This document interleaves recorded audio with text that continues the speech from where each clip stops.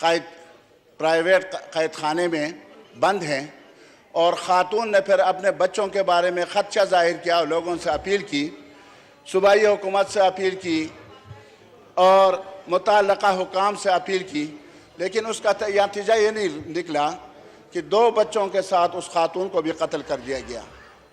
और कल से वो लोग लाशों को उठाए धरना दे रहे हैं वज़ीर आला हाउस के सामने। जनाब स्पीकर, ये वाक़यात जो हुए हैं, यह हकीकत ये है कि आम आदमी इसको नहीं करता।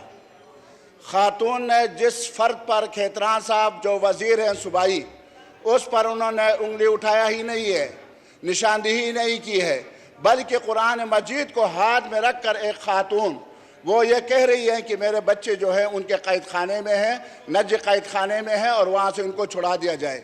और अब उसके दूसरे तीसरे रोज़ उस खातून को उनके बच्चों के साथ जालिमाना अंदाज में, अज़ियतनाक हालत में उनको कत्ल करके और कुआं में फेंक दिया गया है। जनाब स्पीकर, आप रूलिंग दे दें कि फौरी तौर पर इसके खिलाफ FIR होना चाहिए, इस बंदे को गिरफ्तार करना चाहिए और इसको शामिल तफ्तीश करना चाहिए। मैं चीफ जस्टिस ऑफ पाकिस्तान से ये अपील करूँगा, ये मुतालबा करूँगा कि देखें, मोहम्मद इब्न कासिम ने सिर्फ एक बहन की फरियाद पर, जनाब स्पीकर, वो सिंध में दाखिल हुए, राजा दाहिर के खिलाफ उन्होंने जिहाद किया। आज हमारे माँ, हमारी बहनें शहीद हो गई और फिर कुछ बच्चे उनके वो इस वक्त भी कैद में हैं। लिहाजा जनाब स्पीकर, मैं आपसे भी रूलिंग चाहूँगा कि आप सूबाई हुकूमत को ये रूलिंग दे दें कि फौरी तौर पर इसके कातिलों को गिरफ्तार करके कड़ी सज़ा दी जाए, ताकि आइंदा के लिए इस तरह के जुल्म और ज़्यादती रूनामा न हो। शुक्रिया जनाब स्पीकर। शुक्रिया जनाब। उनको देके फिर आप डॉक्टर शहनाज बलोच साहबा। जी जी जी सर। जी बिस्मिल्लाहिर्रहमानिर्रहीम। Thank you sir. मैं भी यही बात करना चाह रही थी। बलूचिस्तान नेशनल पार्टी का जो दूसरा इशू है कि अभी कुछ दिन पहले माहल बलोच खातून के नाम से उसको वही जबरी गुमशुदगा में शामिल हो गई है। अब ये 20 साल से और यहाँ पे 5 साल से सरदार अख्तर जान मैंगल इसी काम के ऊपर काम कर रहे थे। इतनी मिन्नतें की, इतनी बातें की, इतनी वो बनी है कमेटियाँ, लेकिन क्या रिज़ल्ट है कि अब औरतों पे हाथ उठाना शुरू कर दिया। अब लड़के सारे उठा के ले गए, औरतों की बारी है। क्या इस मुआशरे में हमें ये सिखाया गया है? क्या हमारे मुआशरे में औरत की यही हकूक़ है कि अब उनको अगवा किया जाए? तो ये तो चीज़ें जो है वो किस तरफ जा रही हैं। हम इतनी परेशानी के आलम में बलूचिस्तान के हवाले से, मुझे थोड़ा सा टाइम दे सर, मैं एक आपको रुदात सुनाना चाहती हूँ, प्लीज़ आप सब लोग सुन लें। मैं ज़ाती तौर पे 10 साल, मैंने 54 से 64 तक मेरी ये पैदाइश का टाइम है। 71-75 से मैं पंजाब गई MBBS करने के लिए। आप यकीन करने, मैं टाट के स्कूल से वहाँ पढ़ने गई।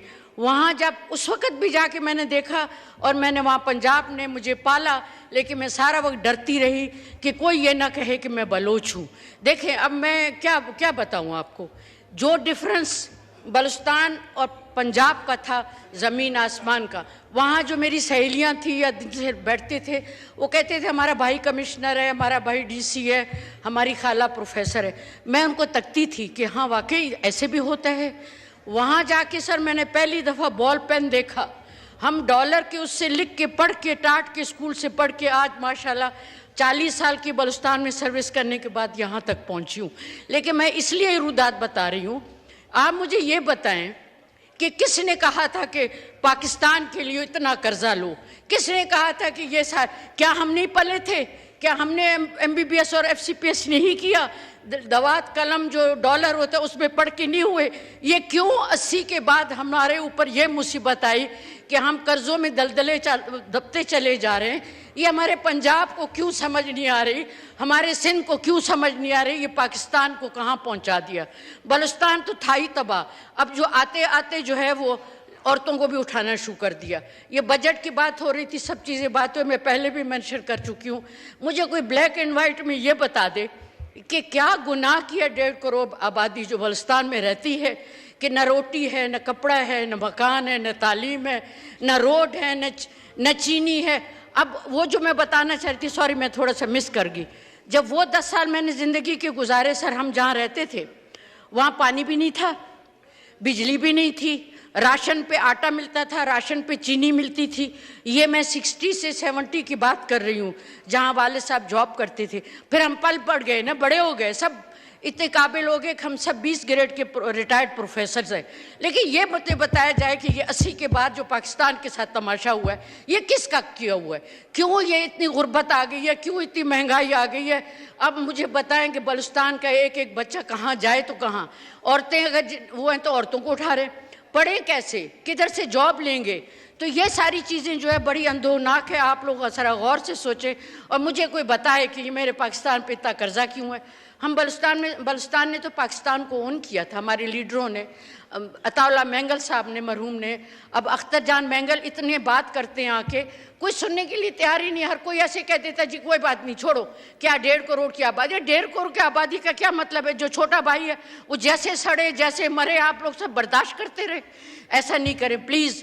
हर कोई अपने उसको रिव्यू करे, अपने पॉलिसी को ठीक करें। बहुत अच्छे लोग हैं, सब लोग अच्छे हैं, पंजाब ने भी पाला है, सिंध ने भी पाला है, लेकिन मैं एज ए पढ़ी लिखी खातून यही कहना चाहूँगी कि अपने पॉलिसियों को रिव्यू करें, हक को हकूक, हकदार को हकूक दें, सबके साथ इंसाफ करें, नाइंसाफ़ी ख़त्म करें।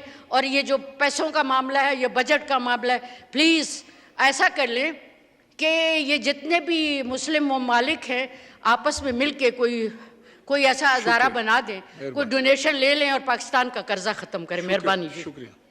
सैयद महमूद शाह साहब। शुक्रिया जनाब स्पीकर साहब।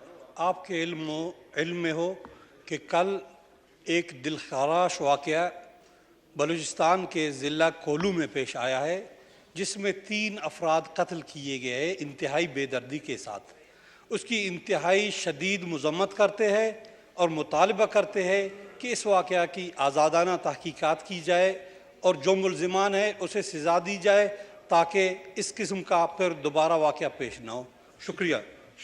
Committee on Interior to move that the delay in the presentation of the report of Standing Committee on the bill to establish the Forensic Science Agency in the Islamic Capital Territory for forensic examination of document, materials, equipments, impressions of other objects, the Islamabad Capital Territory Forensic Science Agency Bill 2022 till today be condoned. Thank you. Ahmed Hussain डेढ़ साहब तशरीफ ले आए हैं, तो मैं चाहूँगा कि वो इसको पेश करें। Item number 4, mister Ahmed Hussain डेढ़, chairman standing committee on interior, to move item number 4।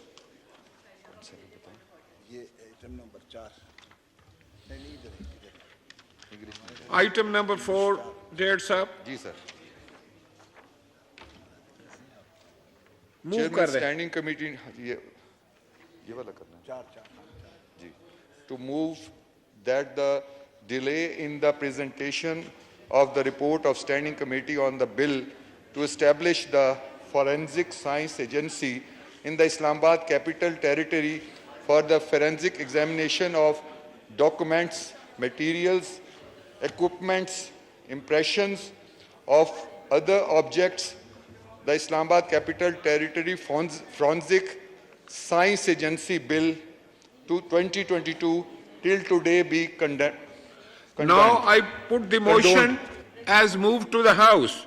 All those in favor of the motion may say aye. All those in favor of the motion may say aye. All those against it may say no. I think the ayes have it, and consequently the motion is adopted. Item number 5, Mr. Ahmad Hussain Dad, Chairman Standing Committee on Interior, to move item number 5. To present the report of the Standing Committee on the bill to establish the Forensic Science Agency in the Islamabad Capital Territory for forensic examination of documents, materials, equipments, impressions of other objects, the Islamabad Capital Territory Forensic Agency Bill 2022. The report of the Standing Committee on the bill to establish the Forensic Science Agency in the Islamabad Capital Territory for forensic examination of documents, material, equipment, impression of other objects, the Islamabad Capital Territory Forensic Science Agency Bill 2022 stands presented.